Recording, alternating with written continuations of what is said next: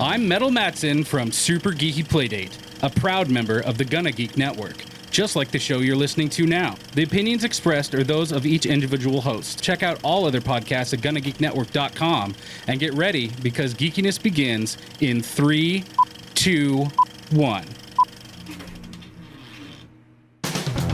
This is the official GonnaGeek.com show. Here we're a bunch of geeks talking about geeky things. Each week we run down the latest news and happenings in the world of geek. These are your hosts for the show, Steven. But what if I'm in the mood for a T-Swift story? Chris. I've heard the X is going to give it to you. And SP. That's how we roll on Gonna Geek on Monday night. We get crazy! Gonna Geek Productions presents the official GonnaGeek.com show.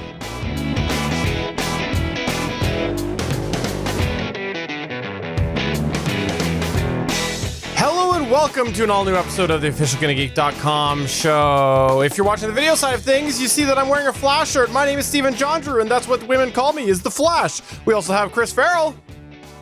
This seems like an apt description for you. And also, SP is away, but we have Michelle Ely. Michelle, welcome. Hello, it's good to be back. Michelle, we are so happy to have you. Stargate Pioneer could not be here today, which means that the show is already better since you're here. Oh, well, thank you. No, seriously, thanks for coming on here, Michelle. Usually at the end of the show is when we allow our guests and whatnot to do the plugs, but let's shake it up this week since you are here and it's been a while since we've had you plug things at the front of the show. Let's go ahead and do that right now.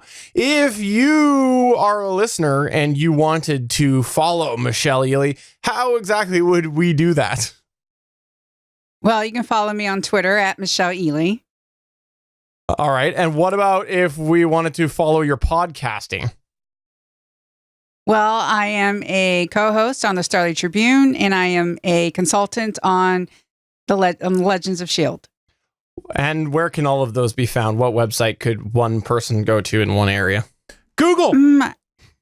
I think it's GonnaGeek.com. It is. So yes, if you're not familiar with Michelle Ely is a experienced podcaster, and you can check her out on all of those shows. She does a fantastic job everywhere she podcasts, and we are very honored to have you here this week. Let's go ahead and roll into the news. Here we go.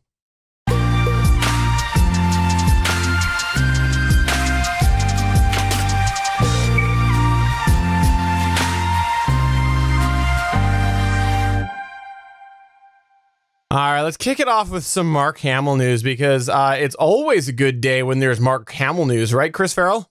That's true, it really is. But guys, some good news sometimes when Twitter doesn't suck. We had months ago, I think we talked about it on this podcast. I know we talked about it on some show I'm on. They all blur together. But there had been a Twitter user who had reached out to James Gunn and said, hey, can you do me a huge favor and find a role for Mark Hamill in Guardians 3? And he tagged Mark Hamill on Twitter. He said, the awesomeness of it might end me, but I'm willing to risk it. James Gunn replied and said, well, I think Mark Hamill lives around the corner from me in Malibu, so he can just come over and we can talk about it over a cup of coffee. Here's where it starts to get even better. Mark Hamill then sees this thread, chimes in and goes, I would be happy to do so as a good neighbor and an unemployed actor.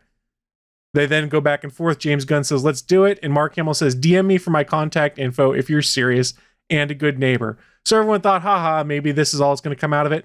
No, it was either late yesterday or early today. The photograph came up on Instagram of James Gunn over at Mark Hamill's house, posing together. They actually did meet up. In the Instagram post, James Gunn said, finally stopped by Mark Hamill's house for that cup of coffee we tweeted about months ago, and some barbecue, and cornbread, and cobbler, and okay, it's true, I ate the Hamills out of house and home, back off. Honestly, he's an amazing guy, and I'm grateful to him and the whole Hamill clan for a great day. Now, he didn't mention anything about the Guardians of the Galaxy 3 cameo that everybody wants, but guys, Twitter made something awesome happen. James Gunn and Mark Hamill, who were neighbors, which nobody really knew, they met up. They talked about all sorts of things, and now the rumors can start that Mark Hamill, the retired Jedi Master, could show up in Guardians of the Galaxy 3. And let's be honest, how fun would that be for Mark Hamill to show up in Guardians 3? That would be amazing. I do have to ask this question, though. Why exactly did Mark Hamill meet up with Adam Savage? I don't get it. The picture, pretty sure it's Adam Savage, isn't it? Sure. That's totally Is it- Adam Savage. Isn't that I'm Adam gonna- Savage? I don't know. It I'm looks gonna like it to revoke me. your geek card. I don't know. Oh, that's not Adam Savage. Wow. Okay, I thought it was Adam Savage. So No, that's one James Gunn, director of Oh. Slither, Guardians 1, Guardians 2, presumably Guardians 3, and an executive producer on, I don't know, arguably what could be one of the biggest grossing movies of all time, Avengers Infinity War. Avenger. Not familiar. Not familiar. What is this? Avengers. They may not save the Earth, but they're damn sure going to avenge it. So I actually got watching Captain America Civil War this past weekend with my son. Number one, well, actually both my sons, they both dressed up in costumes and Iron Man and Captain America and fought each other. So there you go. It's a surefire way to make your kids fight. Secondly, though, I forgot how good that movie was. It was a good movie and definitely, quote, Avengers worthy, even though it wasn't part of the Avengers flicks. So It's a pretty good flick. yeah. Michelle, are you excited for this Mark Hamill thing? Very. Mark Hamill is a delight no matter what he's in, no matter what he does. He exudes joy. He just loves telling stories, being part of it. And even if he just shows up as himself in this, it would just be fun. You know, like Peter Quill finally sees Star Wars, and then Mark That'd be Hamill great. comes along, and it's just like, see, isn't this better than Footloose? Footloose, and there you go. I was just talking about Civil War. I totally had forgotten about that reference in Civil War where Spider-Man goes, you know, the really old film? I forgot about that. So it could happen. Could definitely happen. Yep. So while we are waiting for that to happen, and Chris Ferrell, you're personally responsible for making sure that cameo happens, by the way. That's I'm on on you. it. That's on you. I've got it. This is on me. I'll do it. Let's talk about some of these other things that are happening in our entertainment world. Michelle, a couple weeks back, you were here and you did an amazing job of putting together a big comprehensive list of television cancellations and renewals. And there's been a couple of things that have changed since then. So you've compiled a little bit of a mini list this week, right? Yes. First, there's still no news about Timeless, so I really feel for you, Timeless fans. And the whole Lucifer thing, apparently there's talks, but there's nothing really set with that. But there's good news about Krypton. Krypton has been renewed for season 2 by Sci-Fi. It will premiere in 2019. Krypton is based on DC characters. Season 1 told the untold Superman story. It has averaged 1.8 million viewers in Live Plus 3 per week to date. It is the network's most watched debut season among total viewers for an original series since Ascension in 2014, and the most watched season for any scripted series on the network since Defiance in 2015. Besides being Sci-Fi's most watched series, Krypton is also the second highest rated show besides the flagship The Magician. So good news for Krypton fans. That's really good. I'm not familiar. Like, I honestly haven't checked out Krypton. So I haven't either, because I guess someone from the future goes back to like his grandfather and says, like, if something doesn't happen, your grandson won't be born. And the cape, and it's like that. wait, did you say the cape? The cape? The cape? Is the cape coming back? Oh, No. God, no. No, it's Superman's cape, and he okay. has it. And apparently, if it disappears, he's doing something wrong. And it's kind of weird. It's like the grandfather has to make sure Krypton gets destroyed, so his grandson is sent to Earth, which is to me the weirdest premise for the show. So I skipped it. That is weird. It was a sci-fi show on the Sci-Fi Channel, so I skipped it because odds were it wasn't going to last long. Okay, so what we learned, because all three of us are fairly unfamiliar with it, so let's just go ahead and say that what we learned is that the television show The Cape is part of Superman continuity. That's what we're going to go with from this. As long as Keith David's involved, I'm okay with it because Keith David's a badass. You watched The Cape, didn't you? I did watch The Cape, and I regret it to this day. I did it too. That was back in the day when I didn't give up on shows until I had no choice. Now I'm more discerning with my time, and I'm like, oh, this show sucks. I'm out. It's episode 2. I don't care. I'm out. That was the year that Alcatraz show came out, and I'm pretty sure that came out the same time as The Cape, and I was like, which one am I going to give my time? And I gave the Alcatraz show a chance. We both chose poorly, is what you're saying. Exactly. What else did you have here, Michelle? Well, in the best news, The Expanse moves to Amazon for season 4. It has been officially picked up for a 4th season. Amazon CEO Jeff Bezos made the announcement at the National Space Society's International Space Development Conference in Los Angeles. Alcon Entertainment co-founders and co-CEOs Andrew Kosov and Broderick Johnson said, "We are fully aware that this wouldn't have been possible if it wasn't for the staggering outpouring of support from most creative, hardworking sci-fi fans around the world, from Reddit campaigns to airplanes. We say thank you. It worked." And with airplanes, they raised money to do a banner over like the Amazon headquarters. That's awesome. Somebody actually launched a model of the Rossi, which is the ship, into space because they were like, we wanted to keep the Rossi flying in space. It was amazing. That's really, really cool. How neat is that? You're talking about the plane banners. I'll take you back to my first entertainment-related plane banner experience that I have in my memory. And what it is back in many years ago, Suncast can probably remember this. There was a new television show that was making waves, and it was called Big Brother, first one. And they did a whole bunch of banners over top of the Big Brother house back in Big Brother 1. I think there was one that was called like Banish George. I think that was one of it. It was crazy, mind-blowing. TV not like that these days. I remember that. I was a Big Brother fan from the start. This is the really good news. The only disappointing news that I got to say about The Expanse was you had said that this was announced actually at National Space Society's International Space Development Conference. And since it was indeed announced at a space conference, that means that SpaceX, you missed out. SpaceX should have brought this back. That's what they should have done. Just SpaceX itself. Well, don't forget, Jeff Bezos does have his own rocket company too. So exactly. I mean, that's just how they're getting the leg up on SpaceX. That's what I mean. SpaceX, Elon missed out. Elon could have brought it back.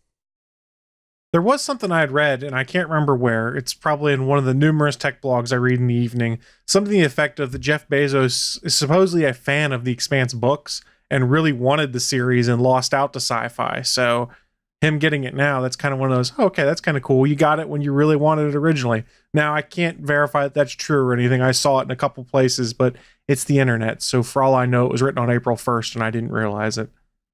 Wow. Well, I didn't know that, but that is really cool. I actually really like it when heads of big companies end up making a move like that. You know, whether or not it's true or not, I like the concept of them being like, yeah, I like this. And we're going to go ahead and give this some more time. So really cool, really neat. And you know what I think? I think that from what I've heard, it makes sense to be on a platform like this. And this is actually what I said last week on the show, was that I was hoping it was going to land on not Netflix, but something like that. Because I do think that it's probably got a better chance being on something like this. Someone that is trying to bring some demanded content to their platform. So I'm really cool with that. That's neat. I hope that they're going to stream the back catalog, because isn't that the confusing part? They have the streaming rights to it. Okay, cool. I thought it was Netflix that had it. So, okay, No. that's good. Nope. That's awesome. It's Amazon Prime. Now, you said the masses. Let's keep in mind, this is pulling like a sub 1 on sci-fi right now. That's so the masses. While there's a lot of people that are excited about it, let's see how sustainable it is as it moves over to the streaming model. Maybe this will be the thing that gets a lot more people interested, but there's still a barrier to entry, being that you have to be a Prime subscriber to be able to see it. Yeah, it's just too bad it wasn't on CBS All Access. Just like that, Star Trek, what's it called? I can't remember. Exactly. Discovery. Yeah. All right, next up in the news, we're going to talk about how Amazon Echoes are creepy. Yep, been there, said that. Apparently this past weekend, there was a couple that received a phone call from somebody, and it was a friend. And their friend said, unplug your Alexa devices right now. Stop saying the A word. I know I said the A word. I shouldn't have said the A word. But that's what the quote is. The quote is from the article that that's what they'd said.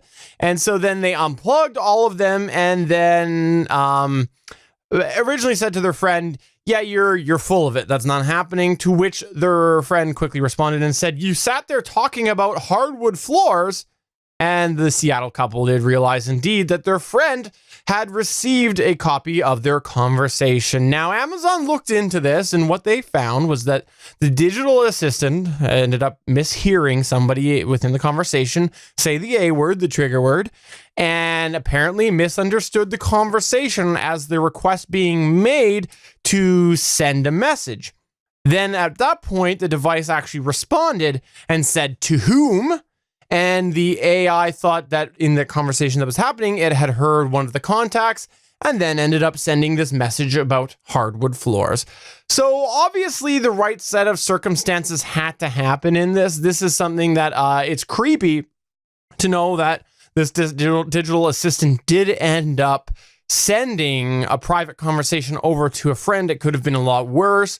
But on the other hand, I got to say that my guess would be that their device was either plugged in through the 3.5 millimeter and going somewhere that you couldn't hear the audio happen, or it was low enough down that they didn't hear that. Now, that's obviously possible if it was in another room, but I'll remind everybody that one of the reasons why I personally picked the Amazon Echo over Google Home Mini, which I believe in Canada, the Google Home Mini is still ahead of the Amazon Alexa devices. The reason I ended up picking the Amazon is because it had a much more visual, notable ring. So it's a lot better for these circumstances where if I was sitting in the room with my wife and we did have the volume down, the odds are we would see it light up. Again, it doesn't help in the other room, but yeah, Amazon's looking into this. Of course, Amazon's going to try to make some changes to make this not happen again. Amazon showed that time and time again that they're willing to fix these bugs. Remember when the Amazon Echoes were just randomly laughing? They went in and changed that. So I got confidence that they're going to go ahead and try to get this patch, but it does bring up the possibility that this could happen if you've got one. The key thing to note here is it's not like the device randomly decided to do it. It got a command of some kind that it made a decision off of that to do this. So it's not like Amazon screwed up and all of a sudden all of your devices are sending messages to people. No, it's something that is reasonably fixable. But honestly, what this is, it's the modern day butt dial, guys. You've had that moment before. Yeah. You got your cell phone in your pocket and all of a sudden you hear a loud noise coming out of your pocket like, oh crap, I accidentally dialed Steven. And Steven's been banging something on the phone for 5 minutes trying to get my attention so I could hang up or something like that. Banging something like a pot in a pan. Not like punching someone or anything like that. Trying to make a loud noise to gain my attention. That's just Chris Ferrell's reaction. He gets a butt dial from somebody. He just finds a random person, starts wailing on him. Oh, answer! So there's actually a story why I thought that before, but when I was younger, when we lived in Germany, we went to a scout camp in Germany, and my dad took the cell phone with him because he was the adult that was supposed to be in contact with people, and he didn't realize it, but he pocket dialed my mom while he plugged it in to charge at the lodge. So he walked away, left his phone there for 2 hours to charge, pocket dialed her, and the way the network was set up there, if she hung up, the call was still active. She couldn't get to disconnect. So she had to go to her friend's house across town to get them to call the director's office to be like, hey, tell him to hang up his phone, because minutes weren't cheap at that point in time. But that's where that story comes from, because she was literally banging on a pot and pan right up next to her phone to try and get someone to hear it to hang up the phone. In the chat, by the way, Albert Sims says, I've never butt dialed anyone, no number stored on my mobile phone, and also hard to accidentally call somebody on a flip phone. Very true. That is very, very true. That's one of the trade-offs. It is very difficult to do. Yeah, we've done the butt dial before, and sometimes it was an intentional butt dial, if you get my drift.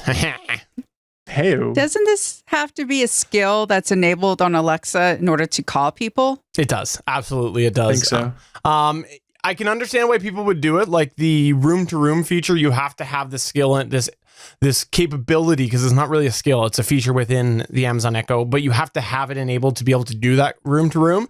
I actually shut mine off a while ago because I didn't know if it would or not, but one day I was at work and I got a message from my wife, and my wife says, Steven, they just said a word. We're talking about my kids. They just said a word, call 911. My youngest did.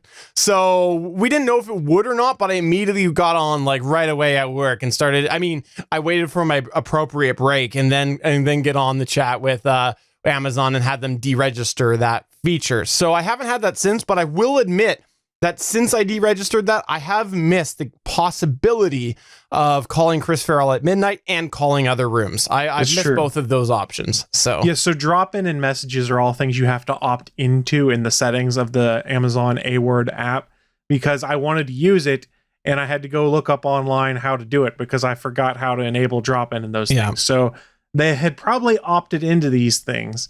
It's not to say it's not bad that it happened, but it's let's clear this up. It's not that the device randomly decided on its own whim to send a message to someone. It misinterpreted a command and sent a message to someone, and a confirmation step was missed by the user. So yes, it's still annoying. It's still slightly worrying, but it's not as worrying and it's not as clickbaity as the headlines have been, being like, oh, the devices are randomly sending messages. That's not the case. Don't fall for the clickbait that's out there. Actually go and read the articles and what they're talking about. And that's exactly why I wanted to put it in this article or in this show today, because it has been a little out of control. I've had a lot of people send that to me, and it's like, whatever, you know what? Like let's say that I was getting mad at my kid, or, you know, my wife and I were having a bit of an argument. You know what? That stuff happens, right? You know, kids aren't perfect. I have to get them. I have to make sure that I set them straight. Sometimes I do things to rightfully get in trouble for my wife. That's part of life. I got nothing to hide. I'm a terrible husband. Next up in the news, we've got extra. Let's talk briefly about the fact that, guess what's happening in the world of Google? Speaking of voice assistants, yes, Google did announce this past couple months that their I/O conference, that they are doing the continued conversations with their Google Home devices. We've talked about that before on the Amazon side of things, that they are making it, they've made it so that with the Amazon Echoes, you can continue on a conversation and not always have to say the keyword every time. Still not in Canada, but it works in the States. Well, Google is following suit. And recently, Android police conducted an APK teardown of the latest beta version of the Google app and found out that there are details in there indicating that this is very close to launching on the Google Home side of things. It does look like at this time it's only going to be on the Google Home and not on the Google Assistant devices.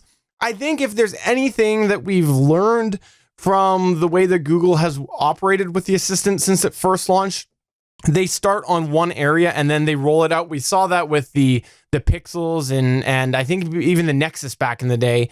They started by putting it out on one device and there was exclusive features there, and then they slowly rolled out to other devices. So I'll bet we end up seeing that in the future on Google Assistant on the phones. That's my guess. Probably. Chris, let me ask you this. Would you have a use for that on your phone? Because I know that you don't have a smart speaker or smart device, but you do have the Google Assistant on your Pixel. Well, sure, because I use the Google Assistant for things from time to time, be it asking for movie times, directions, what the weather is. So being able to have that follow-up be kind of nice on some things. If I could say, hey, what time is this showing? And then it said, here's the times. I'd be like, what about the other theater? Without having to trigger it again. Yeah. That's all good stuff. Michelle, what device do you own? I own an Amazon. Okay. And then phone-wise, what do you have? An iPhone. Okay, you have the iPhone. So do you find yourself using Siri at all on the iPhone? Sometimes I do. And would you like to be able to continue the conversation with her or him, whichever gender you've opted to use? Yeah, when she understands me and can keep the conversation going, that would be nice. But it's really odd. I'm just getting used to having voice-enabled devices in my life. Yeah. And just starting to consistently use them is new. I'm still like going in and I still have to type and like later on I realized, I probably just could have been like, hey, blah, blah, blah. Look this up for me, or when's this? I got to get into the habit of these things can hear me and I can use them that way. For sure. I really, really like having my smart devices around, and I kind of sort of want to at one point get a Google Home Mini just so that I can keep up with its development, because all of them are making so much progress, and this is another example of that. And I'd like to be able to keep an eye on it, but I'm not gonna do that. But by the way, Chris, you and I both are Pixel buddies, right? Pixel buddies. Oh wait, now that I said that, I better do this. I have a phone and so do you. Look at that, it's a Pixel 2. That makes us Pixel Buddies for life. Some of the music heard was by Kevin MacLeod of Incompetech.com. Fun fact, by the way, the person who did that, Emily Prokop, she's also part of the Pixel Buddy Club now. So we indeed do have a new member to the Pixel Buddy Club. And if you want to be a part of the Pixel Buddy Club, get yourself a Pixel and tweet us. You can tweet us at Gonna Geek, or tweet Chris at the Chris Ferrell, or tweet me at Stephen John Drew, and we will induct you into the Pixel Buddy Club. Note, there is nothing fun about being in the Pixel Buddy Club. In fact, it is kind of annoying. Next up in the extra, we have an update from Pandora. Holy cow, Pandora is making a family plan. This is all over the world today, that Pandora has finally launched their unlimited family plan for $15 a month. That's right, $15 a month, and there will be a 60-day free trial. The unlimited family plan will allow up to 6 people on this family plan. Now, why am I talking like this? Well, the reason why I'm talking like this is because, guess what? Family plans are not new at all. That's something that family plans have been around for a little while, and I'm a little surprised to see the world talking about this, because a little comparison about how this stacks up is that for a while, Google Play has had a family plan option up to 5 users at $14.99 a month Canadian, I believe. What is it down there in the States, Chris? Do you know? I want to say it's roughly the same. I honestly don't know. Yeah, but still, it's like, this is not news. I don't really, that's another reason I want to put that in here, was just to rant a little bit about it. I don't really understand why Pandora is making waves talking about this. Is it something that is like, I've never used Pandora. Is this really that special? It's because it's Pandora. It's one of the first streaming services there. There's still a lot of people that use it, and I use the free version of it still, but I've never paid for Pandora because I'd rather have Google Play, because then I don't get YouTube commercials. Michelle, you were very quick to say no as well. What's your experience with Pandora? I feel like there's a story there. Well, first, you want like the certain type of channel. Let's say it's Duran Duran channel, and then maybe they play one Duran Duran song, and then stuff that has absolutely nothing, and then a weird commercial, and then music that doesn't have anything else to do with Duran Duran or whatever. And it's just, there's Spotify. I'm an Amazon Prime user, so they've got music. There's Google Play. There's YouTube. There's the radio. I still actually listen to the radio, like in my car and such. So for me, paying for Pandora or anything like this, it's just not reasonable for me. Mm. Yeah, this is no. So what you're saying is that if you had a hankering for some Duran Duran and you signed up for Pandora, you would be left hungry like a wolf. Is that what you're saying? Exactly. Yes, that's what I thought. Finally, in our extra section here, this one here is a fun piece of news there. We finally have an answer about why exactly guests at the royal wedding were seen laughing during the ceremony. That's right. If you did miss it, there was a big royal wedding a couple of weeks ago. And we have information from Meghan Markle's friend about why there was laughter. The mystery behind this was high because this happened while they were saying, "I will." For example, happened during when they said, "Harry, will you take Meghan to be your wife? Will you love her, comfort her, honor and protect her?" And then continued on. And while Harry was saying, "I will," people laughed. Well, apparently Meghan Markle's friend has had an interview with Town and Country and finally explained what was happening. She had said one thing that made many of us giggle was that we could hear the wonderful people outside. When the vows were happening, they would cheer and we could hear them. It was a very quiet chapel. We all followed the Queen's lead, but we could hear everyone outside cheer, and it was heartwarming. It really filled our hearts. So there you go. We have an update about why there was laughter during the royal wedding. here's the thing. I watched it, and you could actually, when he said, I will, we actually heard the people outside, and they all smiled and everything. This isn't news. If you actually watched the thing, you could put one and one together and get two. I agree with you, Michelle. The royal wedding is not news.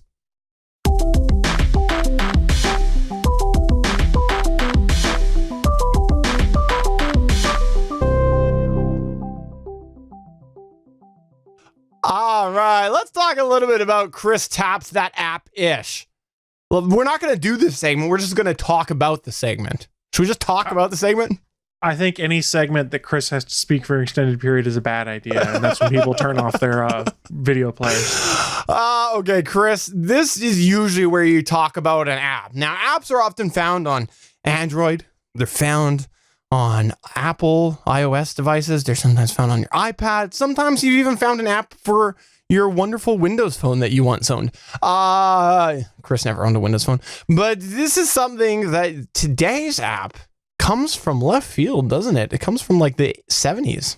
Let's go back in time for this one. Everyone, think back to your formative years. Think back to those elementary school computer labs you used to go to.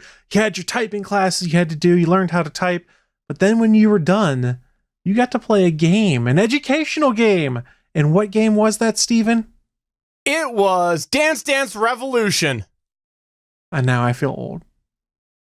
Oh, wait, it wasn't Dance Dance Revolution. It was the Oregon Trail. The Oregon Trail, indeed. Thinking back in time, I have fond memories of being in elementary school computer lab classes, rushing through all my typing assignments so I could go play the Oregon Trail, so I could do mature things like put Buttface in my party and have him die of dysentery and leave a headstone somewhere so someone else could find it. Whoa, you could do anything but die of dysentery? Occasionally. I didn't know that. I thought that was the only thing that game did. Only occasionally. It's okay, though. Sometimes you don't die of dysentery. Are you sure? Who knows? Because that's all that I've ever seen anybody say. Well, Steven, you'll have an opportunity to try that again without going to archive.org and playing the free version. I don't know if you guys had noticed, one of my friends had told me about it, but in late February, Target began selling a portable version of the Oregon Trail. And yes, it is this little device I'm holding up right here. It is the Oregon Trail ported to a handheld device. So let's talk about it a little bit. It's about $25, but for $25, you know, it's a nostalgia play. The handheld's kind of cool, though. If you look at it, I'm holding it up to the camera right now. It looks a lot like the old Apple II, the same beige, clunky appearance. You've got the big bezel around the screen. It brings back all of that nostalgia. Here's one of the cool things. You see this button right here, or this floppy disk? That's the power button. You turn that on, and here comes the Oregon Trail for me to play. And it's just like what I remember from in the past. It's so much fun, guys. The Oregon Trail. So let's talk about it a little bit. It's literally just a direct port of the game we all played on Apple II, on MS-DOS, only instead of a keyboard, you have a directional pad and yes and no buttons and an enter key. But everything else is the same. It's just exactly what you remember. Same 8-bit audio, same killer graphics. It's just amazing. And in this device, powered by 3 AA batteries that were included in the box. Wow. I know. Impressive stuff. So a little background on this, and then we'll talk about the game itself. This device I'm holding up right here, the Oregon Trail game at Target, is manufactured by a company called Basic Fun, which is a subsidiary of the Bridge Direct. It was founded in 2009, and they are already producing licensed products for Hasbro and Disney, including some Star Wars themed items. An interesting side note for these guys, Basic Fun owns K'NEX. If you guys remember that. An alternative version of Legos, not quite the same, but so another construction toy. You're not talking about Microsoft Kinect? I sadly am not talking about the Microsoft Kinect, no. I do remember K'NEX. Actually, fun fact, my brother made and anybody who has heard the episodes with him probably is not surprised by this. He made a computer case out of K'NEX. Ooh, that's kind of a cool idea. Yep. So let's go back to this Basic Fun. They've also made handheld games you can find out there. Nostalgia plays, Pac-Man, Q*bert, Asteroids, Frogger, all sorts of old school games you might remember from your childhood. So let's talk about the game itself. It's exactly like what you remember. If you played this on Apple II or DOS in the past, exactly what you've seen before. You hold the screen up, you get your menu choices of what do you want to do.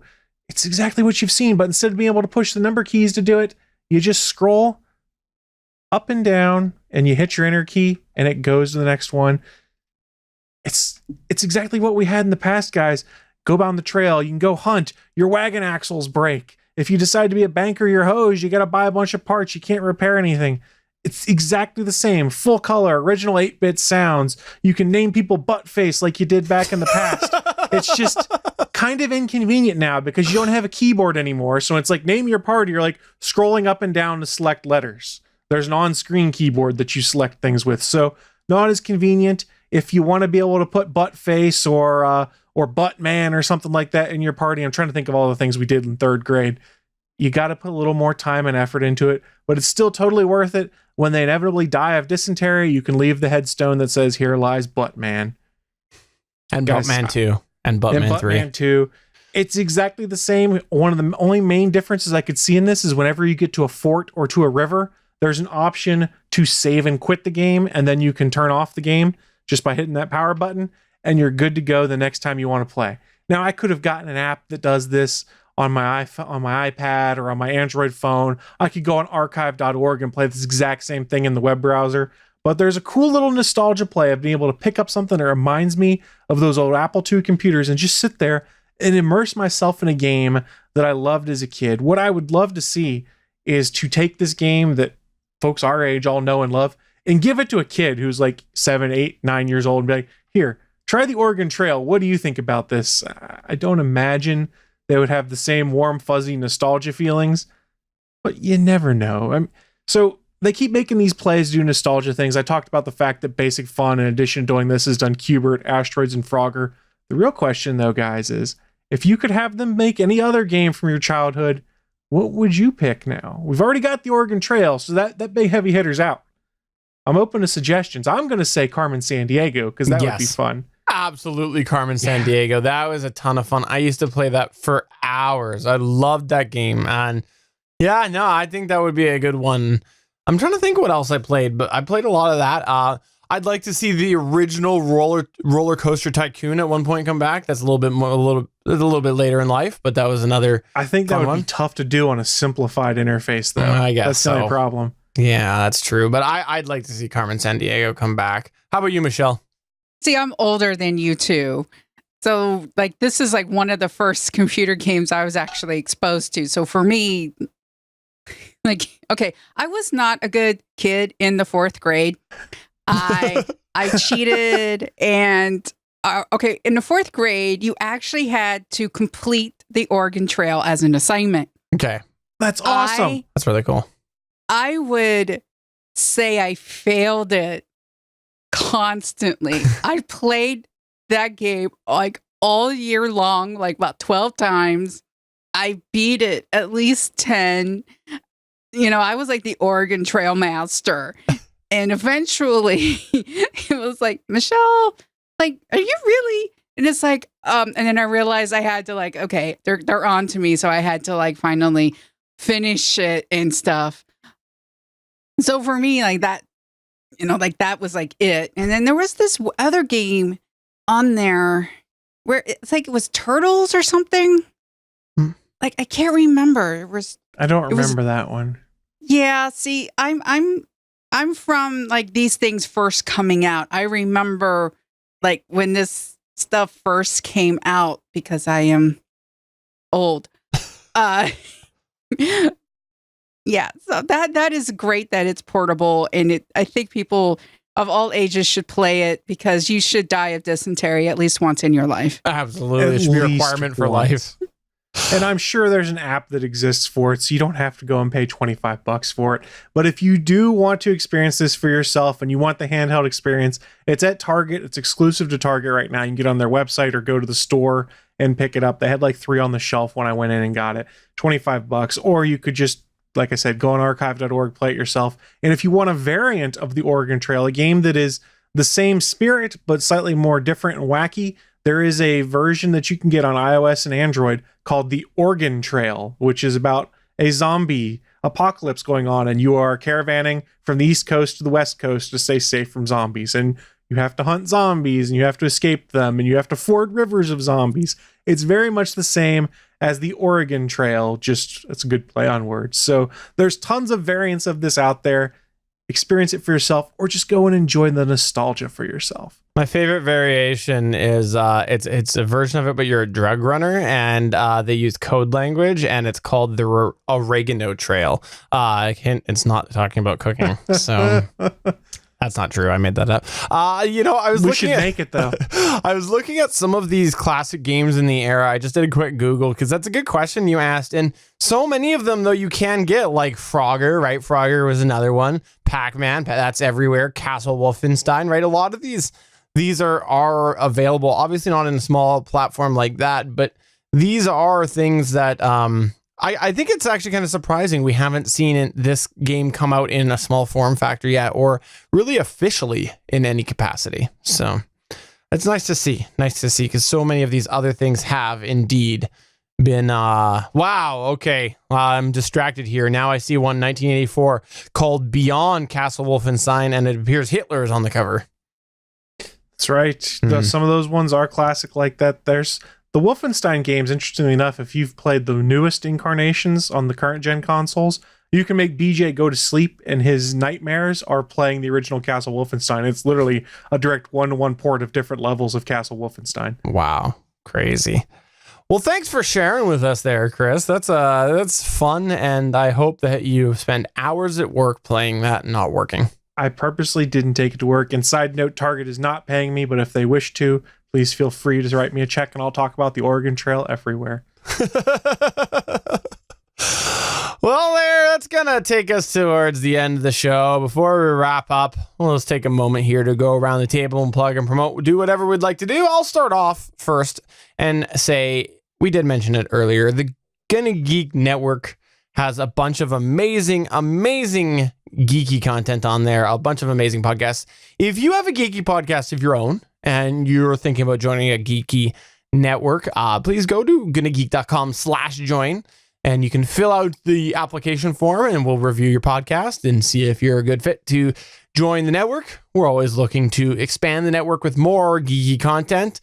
Unfortunately, Michelle cannot do one show an hour. We have asked her to, so thus we have to reach out beyond the reach of Michelle. Sorry. It's true. I know. I got to eat and stuff. Michelle, do you have anything that you'd like to plug or promote? Yes, I actually wrote a review for Solo, a Star Wars story. You can read that on gonnageek.com. Short version. I liked it. Give the movie a chance. It's fun. And I'll be at Indie PopCon. The event takes place in Indianapolis at the Convention Center, and it's June 8th through 10th. That's awesome. I hope that you have a good time with that. That's exciting, and I look forward to hearing about that. Sounds like you had a good time last year. I did. It's not too big. It's like around 20,000 people go. That's fun. But each year we're getting bigger stars. This year there's like Will Wheaton and everything. LeVar Burton's going to be there. So it sounds like fun. Will Wheaton. Sorry, I had to do it. Will Wheaton. Family Guy, right? Chris, do you have anything that you want to plug or promote? Hey guys, make sure you go check out the Gonna Geek Network over on gonnageek.com. We've got 25 plus shows in the network that cover whatever your geeky fancies may be. I'm sure we have something that you'll really enjoy there. Tons of quality content. So head on over to gonnageek.com. Quality content plus my content. So my content plus is not mine. quality. Not high quality. Not high quality at all. Well, there you go for episode number 241 of the official gonnageek.com show. I'm Steven John Drew. Hey, this time it wasn't my battery backup that kicked out. And I survived the great power bump of 2018. Don't lie to your teachers. Should we talk royal wedding? Should we start a royal wedding show? No. Everybody in favor say aye. No. Oh, I guess it's not going to happen. Bye.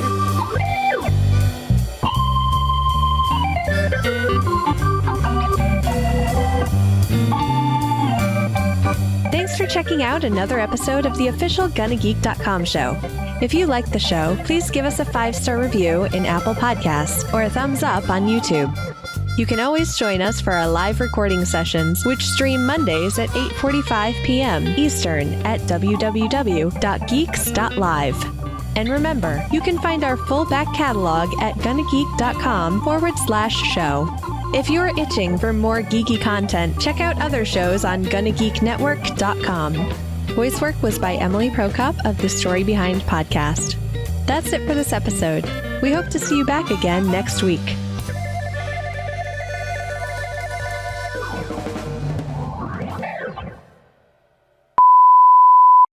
Will Wheaton. Sorry, I had to do it. Will Wheaton. Family Guy, right? Chris, do you have anything that you want to plug or promote?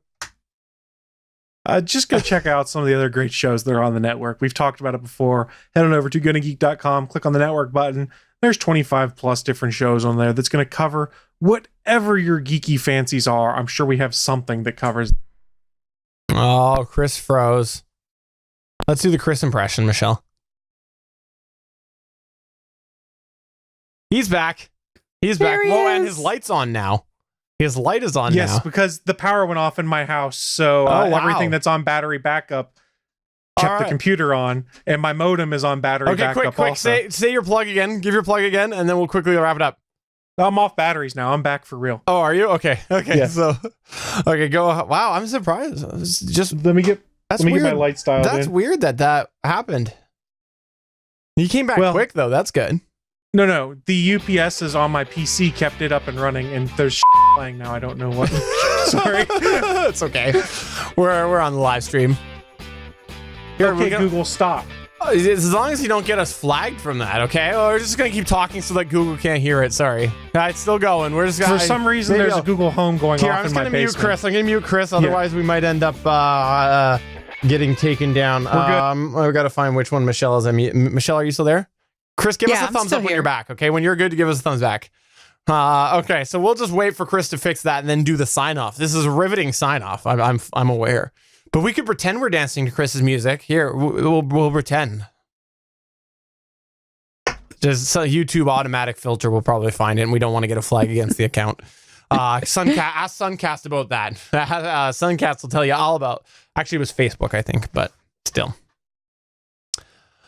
Yeah, fun fact. Apparently, Facebook will find when there is a apparently copywritten timer. Allegedly, I think he's back. Are you Yeah. back? So what was going on? Are you back? Is I'm back. Okay. My fiance had her phone connect on Bluetooth to her Google Home down here at one point in time. Okay. Well, when it reset, it reconnected to her phone, so it started streaming her music That's awesome. on Bluetooth. But the signal was so weak that it was crackly and all broken up. That's So really funny. I now know what has gone on. The power is back on in my house. All of my smart lights have turned on like they were supposed to. Did you And my say computer- streaming to your Google Home? She has Google Homes throughout a couple I didn't Google know Homes in that. the house. Well, they're the Best Buy knockoff ones. They had those insignia ones that Oh, Best Buy cool. sold. They went down on sale for like $20, so she bought a couple because she uses Google Play Music for everything. Oh. So there's one down here. It's sitting on top of her computer over there, Cool. and it connected, and that's what caused all of my hiccups there. But yeah, so a good test of my battery backup though, live on the podcast. Wow. As my PC stayed up. The only thing that came down was this monitor, which isn't plugged into a UPS. It rebooted here in a second or two, and the UPS worked on my modem and router as the internet stayed working. Everything is good in Chris land right now. That's really cool. That's Minus awesome. the potential DMCA takedown we might have gotten because of music playing. Which is going to be over my really mic. awkward because I'm probably going to put this in the post show.